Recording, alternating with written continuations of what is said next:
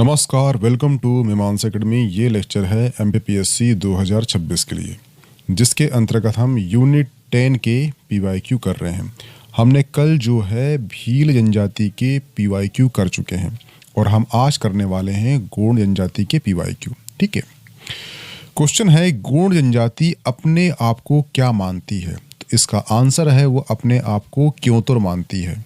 ठीक है, ये ध्यान रखना कि जो गोंड जनजाति है ये विश्व की सबसे बड़ी आदिवासी समूह में से एक है। और दूसरा फैक्ट ये है कि भारत की सबसे बड़ी जनजाति है। लेकिन ये ध्यान रखना कि मध्य प्रदेश की दूसरी सबसे बड़ी जनजाति है।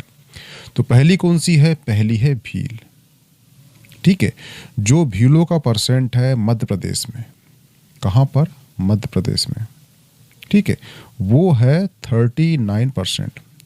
और जो गोंड है, गोंड का जो परसेंट है मध्य प्रदेश में वो 33% है। ठीक है, इस प्रकार से जो है मध्य प्रदेश में जो सबसे बड़ी जनजाति है वो भील है और सेकंड नंबर पर जनजाति कौन सी है? वो गोंड है, 33%। ठीक है, अब सवाल उठता है कि ये मैंने क्यों लिखा है परसेंट यहाँ पर? वो मैंने इसलिए लिखा है क्योंकि जो भी चीज़ प्रथम है, द्वितीय है, तृतीय है, तो आपको उसका परसेंट भी याद होना चाहिए। जैसे कि आपसे क्वेश्चन ये कर लेगा कि भील जनजाति सबसे बड़ी जनजाति है, इसका कितना परसेंट है, तो वहाँ पे आप हो जाओगे ढेर। इसलिए 39% क्या है? तो वो भील है और 33% क्या है? तो वो गोंड है। हुआ क्लियर? दूसरी चीज़, प्रोटो ऑस्ट्रेलाइड प्रजाति समूह से संबंधित है। ठीक है, गोंड जनजाति का मूल द्रविडियन परिवार से माना जाता है और जो गोंड जनजाति है स्वयं को क्योंतोर या क्योंतोर कहते हैं। ठीक है, इसलिए इसका आंसर क्या हो जाएगा? ऑप्शन ए हो जाएगा। हुआ क्लियर? ये ध्यान रखना।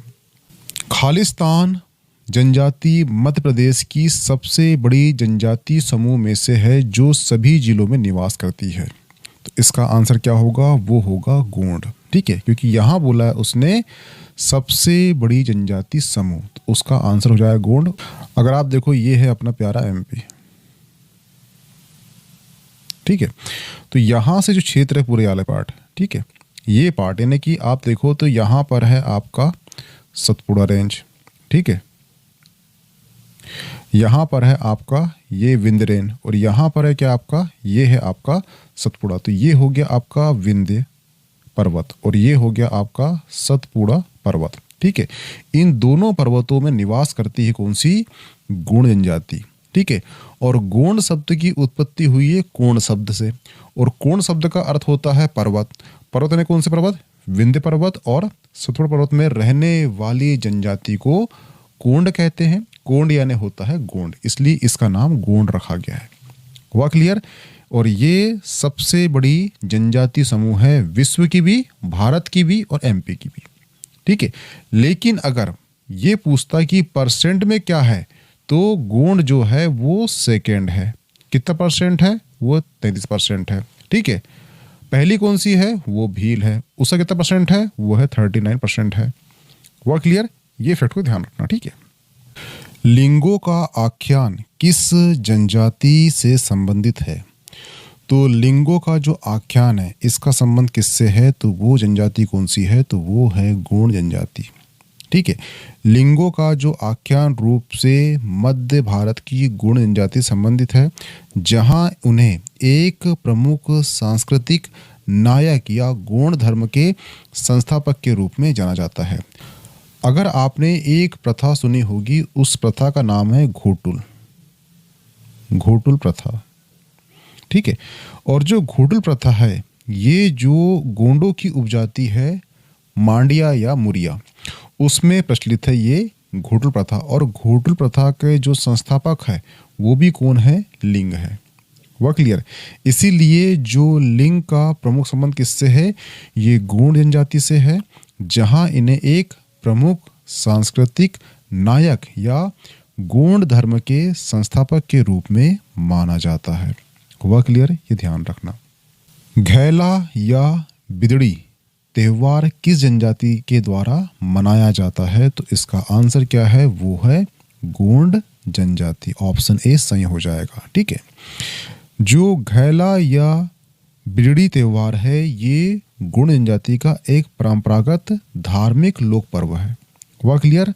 जिस प्रकार से ये अन्य पर्व भी हैं, जैसे कि आप देखना ये है गोंड पर्व जिसमें कि मंडाई, लारूकाज, ठीक है, नवाखानी, बिदरी, ठीक है, बगबंदी, ये इस प्रकार से ये त्यौहार है। ठीक है, जैसे कि जो भी व्यक्ति बालाघाट, मंडला, छिंदवाड़ा के आसपास रहता हो वो मंडाई वर्ड सुना होगा। ठीक है, क्योंकि मंडाई जो शब्द है या मंडाई जो पर्व है ये गोंडों का एक महत्वपूर्ण पर्व है। इसमें जो है ग्रामीण जन फसल आने की प्रसन्नता और सुखद जीवन का संदेश अथवा किसी विशेष उपलब्धि की सूचना आसपास के लोगों को देते हैं। जब भी उनके गांव में मंडाई होती है तो वो अपने रिश्तेदारों को अपने यहाँ बुलाते हैं, उनका खाना पीना होता है। इस दिन ग्रामीण जो निवासी होते हैं वो एक जगह एक देव की पूजा करते हैं और जो है एक तरह का छोटा सा बाजार या लगता है, हाट लगता है, ठीक है, उसे कहते हैं मंडाई। और मैं इसे देखा हूँ क्योंकि मैं बालाघाट का खुद हूँ, तो मैं ये जानता हूँ कि मंडाई क्या होती है। जो भी व्यक्ति है, जो भी स्टूडेंट छिंदवाड़ा, मंडला, डिंडोरी, बालाघाट का होगा वो मंडाई वर्ड या मंडाई जो है वो खुद घूमने गया होगा। ठीक है, दूसरा है लारूकाज। लारूकाज क्या है? तो गोंडा का एक प्रमुख पर्व है जो नारायण देव के सम्मान में मनाया जाता है। यह पर्व जो है सूअर के विवाह का प्रतीक है जिसमें सूअर की बलि दी जाती है। गोंड जनजाति में यह मान्यता है कि इस पर्व से परिवार में सुख, समृद्धि और संपन्नता बनी रहती है। तो कभी आपसे क्वेश्चन किया जाएगा कि सूअर की बलि किस पर्व में दी जाती है गोंडों द्वारा, तो वो है लारूकाज। किसकी? सूअर की, सूअर की बलि। ठीक है, तीसरा है नवाखानी। एक्चुअली ये नवा है, ठीक है, नवाखानी। जो नवाखानी है ये भी एक प्रमुख पर्व है और ये पर्व जब धान की फसल पर जब बाली आना शुरू हो जाती है तब मनाया जाता है। क्या बोला मैंने यहाँ पे? धान। ठीक है, धान क्यों बोला गया है? क्योंकि ये जनजाति कहाँ पाई जाती है? बालाघाट, मंडला, डिंडोरी में पाई जाती है और यहाँ पर मिट्टी होती है लाल पीली और यहाँ की जो प्रमुख फसल है वो एक्चुअली धान है। इसलिए धान की फसल में जब बाली आती है तो नवाखानी पर्व मनाया जाता है। इसमें क्या होता है कि किसान जाता है, 5 मुठ जो है धान की बाली को काटता है, घर लाता है और जो घर की महिला होती है उसे धान निकालती है और उसके बाद उसे चुरती है और चावल निकालती है और उस चावल की एक जावरा नुमी, यानी कि एक जावरा बोलते हैं लोकल भाषा में उसे। जावरा मीन्स यानी होता है नमकीन खीर। ठीक है, यानी ऐसे मीठी खीर बनती है उस प्रकार से नमकीन खीर बोल दो, उसे बोलते हैं जावरा। और उसमें कुल देवी की पूजा की जाती है और पूजा अर्चना करने के बाद वो प्रसाद मुंह में सब में बांटा जाता है। तो ये होता है नवाखानी। ठीक है, ध्यान रखना। ठीक है, चौथा है बिदरी। एक्चुअली इसका शुद्ध रूप है वो है बदरी या बादल। क्या है? बदरी, बदरी या बादल। ठीक है, इसका अर्थ होता है बादल की पूजा करना। बिदरी पूजा में बादल के साथ धरती और अन्य किसी की भी पूजा की जाती है। बिदरी पूजा ज्येष्ठ माह की किसी भी तिथि में की जाती है। सूर्य उदय के पहले गांव के सभी लोग स्नान करके, ठीक है, लोटे में जल लेकर और जो ठाकुर देव हैं, कौन से ठाकुर देव? ठाकुर देव की स्थल पर जाया जाता है और सफेद मुर्गे की बलि दी जाती है और सभी एकत्रित होते हैं और सभी अपने अपने घर से अनाज लाते हैं और सभी अनाज को मिलाया जाता है और सभी अनाज को मिलाने के पश्चात सब में वो अनाज बांट दिया जाता है और वो अनाज जो है किसान जो होता है या जनजाति के जो लोग होते हैं अपनी फसल की जो बीज होती है उसमें मिला देते हैं और ऐसी मान्यता है कि इससे फसल जो है अच्छी पैदा होती है, ऐसा कामना की जाती है। तो क्वेश्चन आपसे ये आएगा कि बिदरी का संबंध किससे है? तो वो गोंडों से है और बिदरी में ही ठाकुर देव की पूजा होती है। हुआ क्लियर? ये ध्यान रखना। ठीक है, नेक्स्ट है बगबंदी। बगबंदी जो है आषाढ़ माह की पूर्णिमा यानी गुरु पूर्णिमा की को मनाया जाता है। ध्यान रखना। ठीक है, और कुछ त्योहार है, ध्यान रखना। एक है हर ढीला, ठीक है, दूसरा है वो है छेरता, छेरता, ठीक है। तीसरा है वो है मेघनाथ, मेघनाथ, ठीक है। और चौथा है वो है जावरा। इस प्रकार से आपको इतने त्यौहार भी आपको देखने मिलेंगे। आपको यहाँ से याद रखना है मेघनाथ, क्यों? क्योंकि मेघनाथ जो है गोंडों के सर्वोच्च देवता हैं और इनका एक अन्य नाम भी है, वो है खंडेरा या खट्टा। कभी आपको मेघनाथ आए या खंडेरा आए,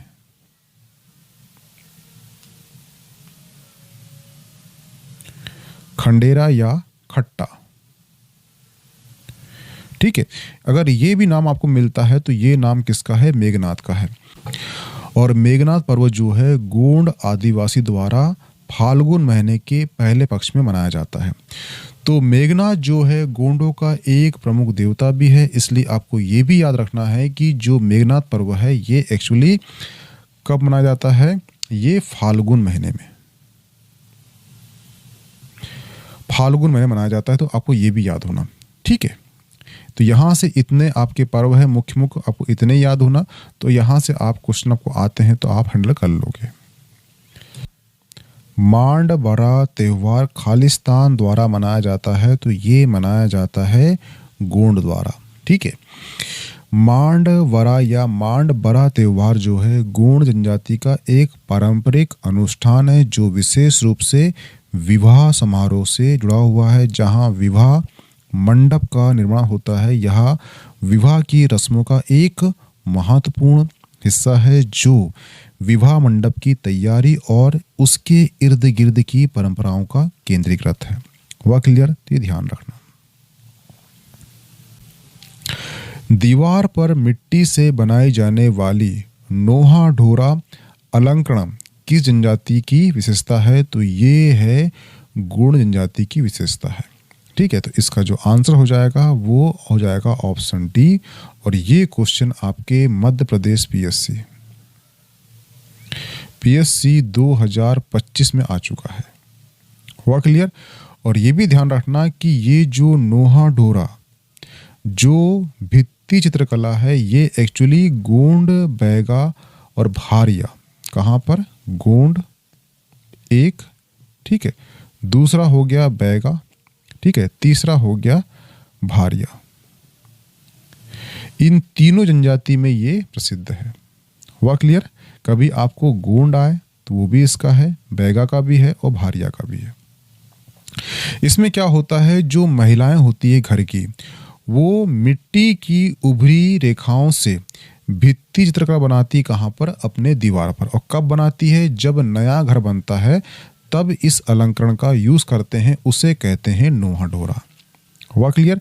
अब कभी ये क्वेश्चन कर ले कि नए घर में जो दीवार पर महिला द्वारा भित्ति चित्र बनाते हैं उसे क्या कहते हैं? तो उसे कहते हैं नोहा डोरा।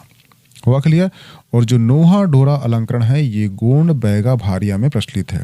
अब यहाँ पे आप देख रहे हो गोंड, बैगा जो है एक ही क्षेत्र में पाई जाती है, बालाघाट, छिंदवाड़ा के आसपास, और दोनों के देवता एक ही हैं, ठीक है, दोनों का क्षेत्र एक ही है, दोनों की पूजा अर्चना, दोनों का संस्कृति एक ही है। तो ये क्या है? एक्चुअली एक किदवंती है, बैगा किदवंती। उसमें कहा गया है कि एक तुम्बे से दो आदमी निकले, पहला बैगा हुआ और दूसरा गोंड हुआ। बैगा जो है टंगिया लेकर जंगल काटने चला गया और जो गोंड है ये नगर संभालने लगे। इस प्रकार से एक ही तंबू है, दोनों भाई भाई हैं, एक ही घर से निकले, एक गया जंगल, कौन गया? वो गया बैगा कुल्हाड़ी लेकर, और जो गोंड है ये नगर संभालने लगे। इस प्रकार से गोंड और बैगा की जो संस्कृति है वो एक ही है।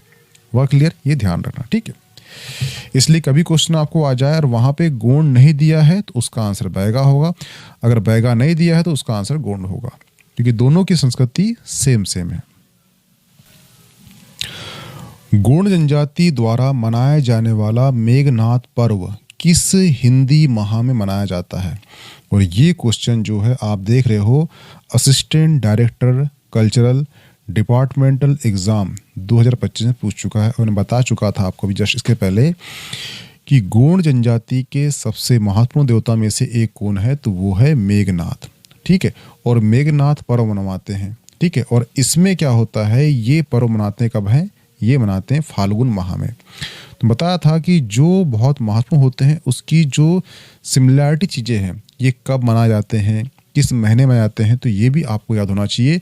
तो मेघनाथ पर्व जो है ये कब मनाते हैं, ये फाल्गुन माह में मनाते हैं। हुआ क्लियर, ये ध्यान रखना। ढढार नामक लोक नृत्य किस जनजाति का लोक नृत्य है, तो ध्यान रखना इसका आंसर है गोंड जनजाति। गोंडों के और से लोक नृत्य है, जैसे कि देखना ये है गोंडी या गोंड नृत्य, कर्मा, सैला, भड़ोनी, कहरवा, सुवा नृत्य, दिवाली नृत्य। ठीक है, ये सभी नृत्य, तो इसके बारे में थोड़ा थोड़ा आपको जानकारी होना चाहिए ताकि क्वेश्चन आता है तो आपको वहां पर वो बन जाए। जैसे कि कर्मा नृत्य, जो कर्मा नृत्य है ये गोंड जनजाति का प्रमुख नृत्य है और यह एक स्त्री प्रधान जिसका प्रमुख वाद्य यंत्र होता है मांदर। क्या होता है, मांदर। हुआ क्लियर, ये ध्यान रखना। और जो कर्मा नृत्य है ये ध्यान रखना कि ये विश्व का प्रथम लोक नृत्य है। किसका, विश्व का।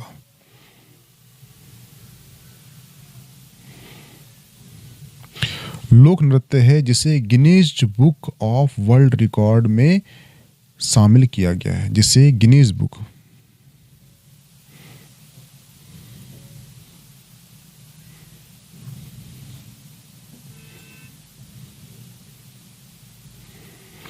वर्ल्ड रिकॉर्ड में शामिल किया गया है। कब, 2016 में।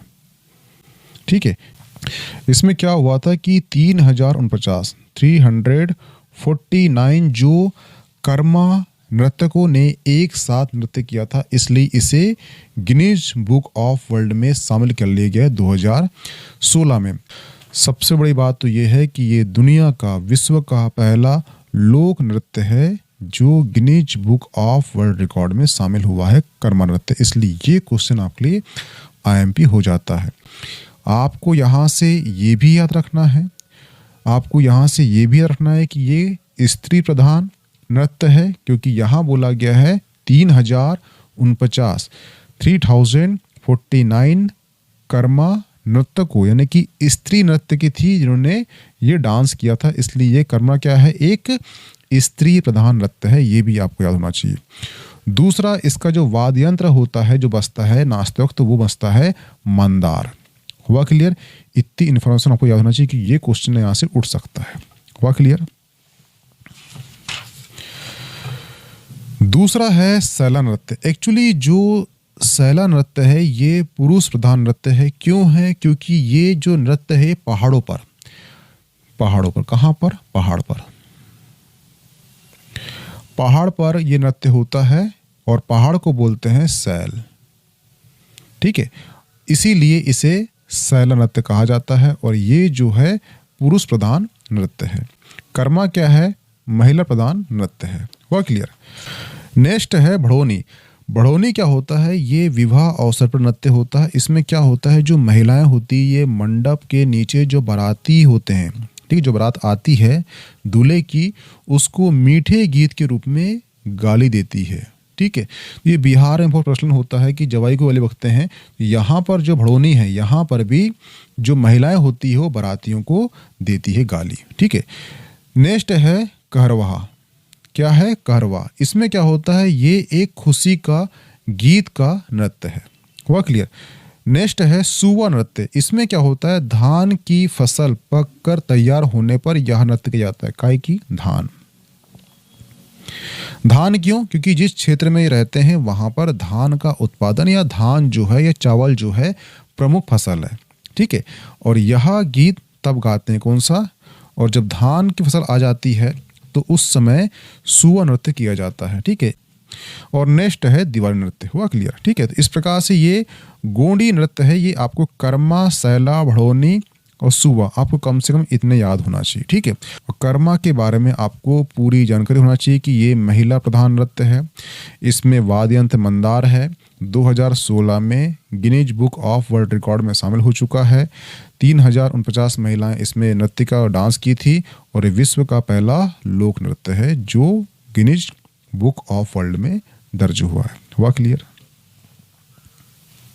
पेन कड़ा क्या है, तो जो पेन कड़ा है ये एक्चुअली गोंडों का गोत्र पूजा स्थल है, गोंडों का गोत्र पूजा स्थल है। हुआ क्लियर? तो ये ध्यान रखना कि जो पेन कड़ा गोंड जनजाति संबंधित है और उनके गोत्र पूजा स्थल का नाम है। यह पूजा स्थल उनके गोत्रों और पूर्वजों की देखभाल करने वाले बाबा देव देवता से जुड़ा है, जिसे शुभ महादेव के नाम से जाना जाता है। हुआ क्लियर? ये ध्यान रखना। लमझेना का तात्पर्य जनजाति समाज से क्या है? तो जो लमझेना या लमसेना ये एक विवाह प्रथा है। तो ऑप्शन क्या हो जाएगा? ऑप्शन बी हो जाएगा। जो लमझेना या लमसेना जो है ये विवाह प्रथा है किसकी? गोंडों की विवाह प्रथा है, जहां पर लड़के ससुराल में आकर रहने लगते हैं, जिसे सेवा विवाह या गोंडी रूप कहा जाता है और यह भी जनजातीय समाज का एक हिस्सा है। हुआ क्लियर? इसी प्रकार से जो बहुत से विवाह हैं हम आगे समझेंगे उसको। अभी जान लीजिए कि लमझेना या लमसेना विवाह जो है ये विवाह का प्रकार है किसके? गोंड जाति के। इसमें क्या होता है? जिस प्रकार से वर्तमान देखा होगा आपने कि घर जवाई होता है, उसी प्रकार से लमसेना विवाह जो है सेवा विवाह होता है, जो ससुराल जाके सास ससुर की सेवा करता है। हुआ क्लियर? इन्हें इन द सेंस मान लीजिए घर जवाई। प्रसिद्ध गोंड दुर्ग देवगढ़ किस जिले में स्थित है? तो ये ध्यान रखना, जो दुर्ग देवगढ़ है ये एक्चुअली गोंडों की क्या थी? राजधानी थी। ये जो इमेज दिख रही है ये इनका दुर्ग था, यानी कि इनका किला था और ये गोंडों की राजधानी थी। तो इस प्रकार से कहाँ स्थित है? ये छिंदवाड़ा जिले में स्थित है। अबुझ मारिया किसकी उपजाति है? तो ये गोंडों की उपजाति है। इसी प्रकार जो है गोंड जनजाति के, इसी प्रकार से गोंडों की उपजाति को वर्गीकृत किया गया है किसके आधार पर? एक किया गया है व्यवस्था के आधार पर और एक किया गया है निवास स्थल के आधार पर।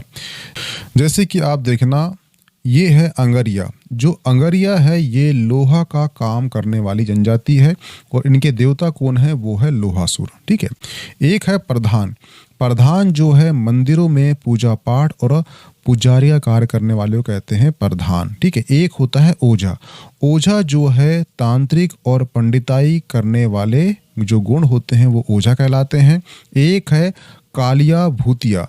जो कोयला भूतिया जो है ये नाचने गाने वाले होते हैं, इसे कहते हैं कोयला भूतिया। ठीक है। एक है सोलहास। सोलहास जो है बढ़ाईगिरी करने वाले गुण होते हैं। और दूसरा है निवास स्थल के आधार पर। तो राजगुण जो है ये ऐसे गुण होते हैं जिनके पास भूमि स्वामी होता है। नेक्स्ट होता है धुर गुण, यानी होते हैं यह गुण साधारण वर्ग के गुण होते हैं। और अंतिम है मुरिया या मरिया, गोंडों की उपजाति जो अत्यंत पिछड़ी जनजाति है और इसी में घोटुल प्रथा जो प्रचलित है इसी में है। ठीक है, ध्यान रखना। अब घोटुल प्रथा क्या होती है तो जान लीजिए। तो जो घोटुल प्रथा होती है ये अविवाहित युवक और युवतियों के लिए घोटुल नामक एक संस्था होती है, जहां विवाह पूर्व जो होते हैं युवक और युवतियों का यौन संबंध शिक्षा दी जाती है। विवाह के पूर्व ही उन्हें आपस में प्राणायाम संबंध बनाने की आज़ादी होती है। गुण जनजाति की ये लोक परंपरा के अनुसार लिंगों के घोटुल प्रथा की शुरुआत की थी। जो ये प्रथा है किसने की थी? लिंगों ने की थी। ठीक है, ध्यान रखना। ठीक है, तो ये ध्यान रखना कि जो घोटुल प्रथा है आज का अगर देखा जाए तो टिंडर ऐप होता है, जहाँ पे लड़का लड़की मिलते हैं एप्लीकेशन के माध्यम से। ठीक है, मिलते हैं, डेटिंग करते हैं और फिर विवाह करते हैं। उसी प्रकार से जो मुरिया या मारिया जनजाति है उसमें बहुत पहले से ये प्रथा शुरू हो चुकी है।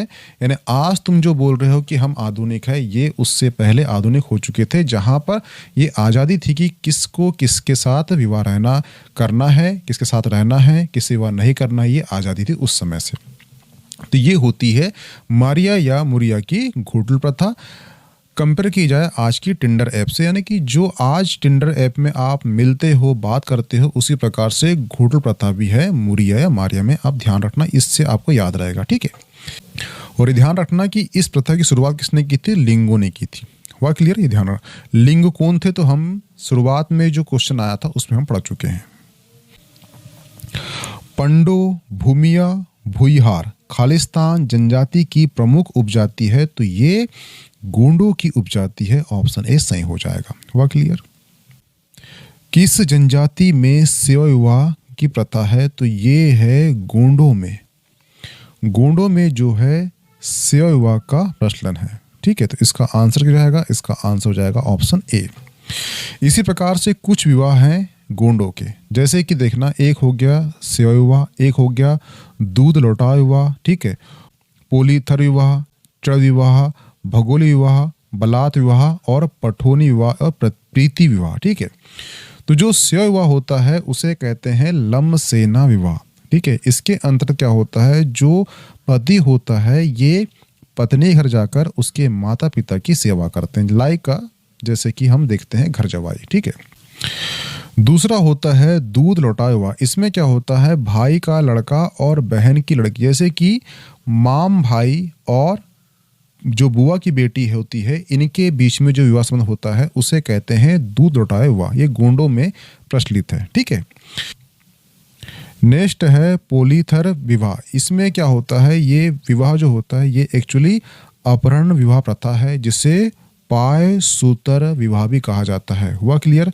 नेक्स्ट है चढ़ विवाह। इसमें क्या होता है, गोंड जनजाति में चढ़ विवाह जो है सर्वाधिक प्रचलित है। इस विवाह में वर पक्ष बारात लेकर कन्या पक्ष के घर में जाता है। यानी जैसी शादी की परंपरा आज आप देखते हो कि वर जो है बारात लेकर कन्या के घर जाता है और शादी करके वो लाता है, उसे कहते हैं चढ़ विवाह। इसलिए ये वेरी वेरी IMP हो जाता है।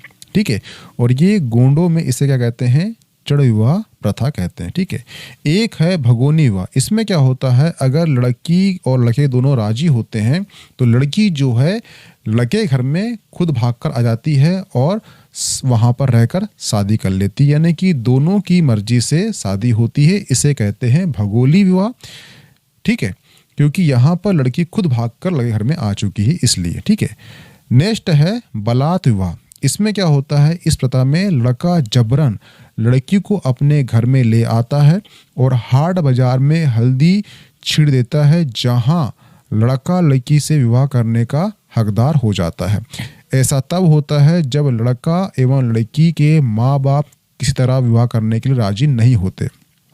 ऐसी स्थिति में रात में ही मंडप गड़ाकर बाजे गाजे से नाच गाने के साथ विवाह संपन्न होता है। इस प्रकार देखा जाए तो ये जबरदस्ती विवाह होता है ना, जैसे कि लड़का गया भाग के ला लिया और शादी कर लिया, वो कहते हैं बलात विवाह। ये नाम से ही आपको दिख रहा है बलात विवाह। ठीक है, जो पठोनी विवाह होता है इसमें क्या होता है कि इसमें लड़की की बारात लड़के घर में आती है, लड़के के मंडप में भावरे होते हैं, लड़की अपने दूल्हे को विदा करके अपने घर ले आती है। जिस प्रकार से आप देखना चढ़ विवाह होता है, इसका जस्ट उल्टा होगा पठोनी विवाह। चढ़ में क्या होता है, लड़का जो है, ठीक है, यानी जो लड़का है वो लड़की घर में जाएगा। ठीक है, ये होगा चढ़ विवाह। और इसमें क्या होगा, जो लड़की है वो लड़के घर में जाती है। हुआ क्लियर? और लड़के को वो अपने घर में लाती है, उसे कहते हैं पठोनी विवाह। ठीक है, नेक्स्ट है प्रीति विवाह। इसमें क्या होता है कि इस विवाह में लड़की के पिता को वर मूल्य अनिवार्य रूप से देना होता है।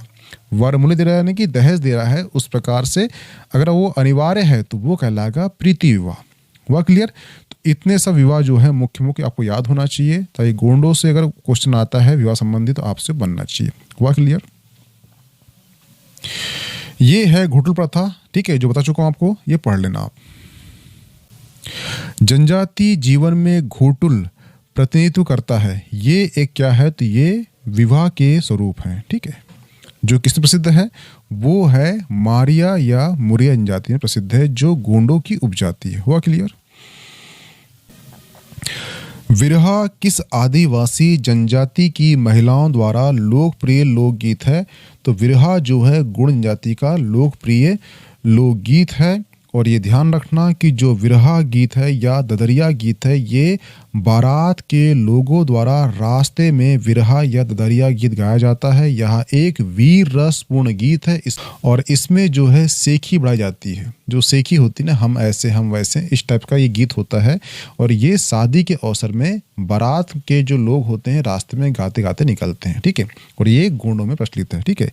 इस प्रकार से कुछ अन्य गीत भी हैं, जैसे कि पणवानी, झूमा, झूमर, कर्मा गीत, वरहा, दरारी, ठीक है।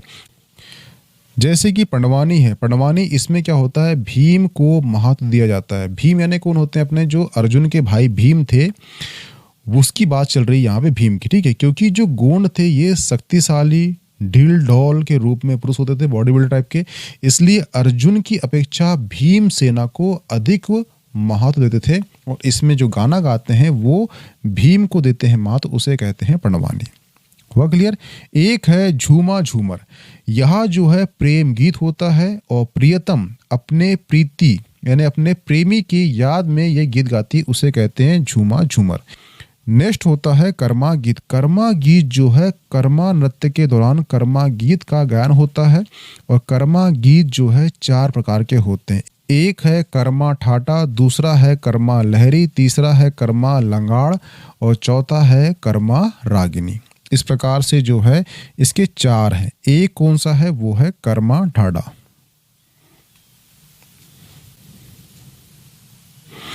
दूसरा है वो है कर्मा लहरी।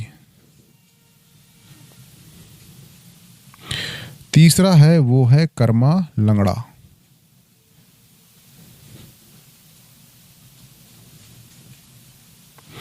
और चौथा है वो है कर्मा रागिनी, ठीक है। इस प्रकार से जो है इसके 4 गीतों के क्या है, प्रकार है, ठीक है। तो ये आपको याद होना चाहिए। आपसे ये क्वेश्चन कर लेगा कि कर्मा के कितने प्रकार है गीतों के, तो 4 प्रकार है। हुआ क्लियर। गुण जनजाति के प्रमुख देवता कौन है, तो ध्यान रखना जो गुण जनजाति है उसके इतने सारे देव देवता हैं। जैसे कि आप देखना, ये है दूल्हा देव, बड़ा देव, ठाकुर देव। इस प्रकार से इसका आंसर दूल्हा भी ए भी होगा, बी भी होगा, सी भी होगा। इस प्रकार से इसका आंसर क्या जाएगा, ऑप्शन डी सभी हो जाएंगे, ठीक है। जैसे कि दूल्हा देव जो हैं ये गुण जनजाति के सबसे प्रमुख देवता हैं, जो विवाह के अवसर पर इनकी पूजा की जाती है। नेक्स्ट है बड़ा देवता, ये बड़े व्यापक देवता हैं। गौंड बड़ा देवता को सर्वशक्तिमान मानते हैं। बड़ा देवता या बड़ा देव, अन्य रूप में इसे 12 देव, लिंगो, राय लिंगो और बारानोभी भी कहते हैं। नेक्स्ट है ठाकुर देव, ये गोंडों के ग्राम देवता हैं जो ग्राम की रक्षा करते हैं। ठाकुर देव जो गांव के बाहर वृक्ष के नीचे बैठाए जाते हैं, ठाकुर देव, ठीक है। एक है नारायण देव, इसमें क्या होता है, इनका स्थल जो है घर की दहलीज पर होता है। ये घर में आने वाली बाधाओं को रोकते हैं। नेक्स्ट है धमसेना देव, इनका स्थल जो है देव के पास होता है जहां एक खंबा गड़ा होता है। नेक्स्ट है नागेश्वर देव, ये नाग या सर्प की पूजा की जाती है। नेक्स्ट है खैर खूटा मुठिया देव, यह जो है चरवाहा या चरवाहीन देवी भी कहते हैं, ये गायों की रक्षा करते हैं, ठीक है। नेक्स्ट है खरमाई देवी, ये ग्राम की रक्षा करने वाली देवी है। इसका स्थल जो है महुआ वृक्ष के नीचे होता है। नेक्स्ट है बंजारण माई, ये जो है वन देवी है जिन्हें रात माई या अंधेरी माई भी कहा जाता है। नेक्स्ट है गंगा नाई माई, जो गंगा इन माई है इनका स्थल घर के बाहर आंगन में होता है। नेक्स्ट है शारदा माई, ये वरदान देने वाली देवी है। नेक्स्ट है शीतला माई, जो शारदा माई की छोटी बहन है। नेक्स्ट है बूढ़ी माई, ये बड़ी चेचक की देवी है। और नेक्स्ट है कसलाई माई, ये छोटी माता की देवी है। इस प्रकार से आपको दूल्हा देव, बड़ा देव, ठाकुर देव, नारायण देव, धमसेना, ठीक है, शारदा माई, ठीक है, बूढ़ी माई, ये सभी आपको याद होना चाहिए कि ये, क्योंकि ये प्रमुख देवता हैं गोंडों के। आपसे क्वेश्चन भी कर सकता है कि इन देव का यूज क्या है, ये किस लिए इनकी पूजा करते हैं, ठीक है, ध्यान रखना चीजों का। गोंडी बोली के लिए प्रयुक्त लिपि कौन सी है, तो ये लिपि है देवनागरी लिपि। यहाँ पे जितने भी क्वेश्चन आपके 2012 से लेकर 2025 तक आ चुके हैं गुण जनजाति से, सभी को यहाँ पे लिया गया है, ठीक है। इसकी PDF जो है आपको मिल जाएगी मीमांसा एकेडमी के टेलीग्राम ग्रुप में, ठीक है। और जो भी पोस्ट की गई होगी, ठीक है, अपडेटेड पोस्ट गवर्नमेंट की वेबसाइट से, जैसे कि MP माई गवर्नमेंट, MP जनसंपर्क, ठीक है। इन सभी पोस्ट के जो भी PYQ होंगे या फिर उन पोस्टों को मैं यहाँ पे कल लाके कर दूंगा इंक्लूड, ठीक है, ताकि वहाँ से क्वेश्चन उठते हैं तो आपसे क्वेश्चन बनना चाहिए, ठीक है। मिलते हैं नेक्स्ट टॉपिक में। Okay, thanks.